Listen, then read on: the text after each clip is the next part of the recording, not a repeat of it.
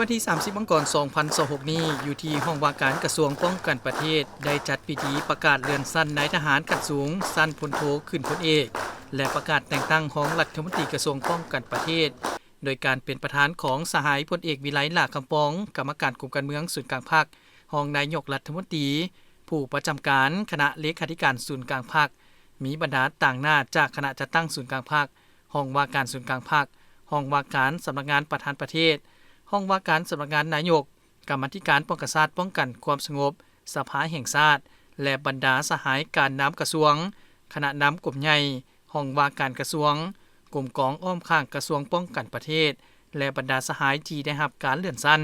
และรับการแต่งตั้งหน้าที่ใหม่เข้าร่วมสหายดอนไพวงศ์รองหัวหน้าคณะจัดตั้งศูนย์กลางพรรคได้ขึ้นผ่านรัฐดำรัสของประธานประเทศแห่งสาธารณรัฐประชาธิปไตยประชาชนลาวว่าด้วยการเลื่อนสั้นนายทหารสั้นพลโทขึ้นสั้นพลเอกโดยอิงตามมาตรา68ข้อ6รัฐธรรมนูญแห่งสาธารณรัฐประชาธิปไตยประชาชนลาวฉบับเลขที่77/สพศลงวันที่20เดือนมีนาปี 2025อิงตามกฎหมายว่าด้วยนายทหารกองทัพประชาชนลาวฉบับเลขที่43/สพศลงวันที่14มิถุนายน 2018อิงตามคำเสนอของนายกรัฐมนตรีฉบับเลขที่006/นยลงวันที่19มังกร 2026ประธานประเทศสาธารณรัฐประชาธิปไตยประชาชนลาวออกรัฐดำรัสมาตรา1ตกลงเลื่อนสั้นสหายพลโทคำเลียงอุทกไกรสอนกรรมการกรมการเมืองศูนย์กลางภาคเลขาคณะภาครัฐมนตรีกระทรวงป้องกันประเทศขึ้นสั้นพลเอกพร้อมกันนี้ยังได้ผ่านดำรัสของนายกรัฐมนตรีว่าด้วยการแต่งตั้งของรัฐมนตรีกระทรวงป้องกันประเทศโดยอิงตามกฎหมายว่าด้วยนายทหารกองทัพประชาชนลาวฉบับเลขที่43/สพศลงวันที่14มิถุนายน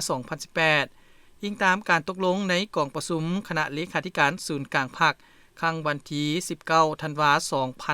2025การตกลงเห็นดีจากบรรดาสหายกรรมการกรมการเมืองศูนย์กลางภาคนายกรัฐมนตรีออกดำรัส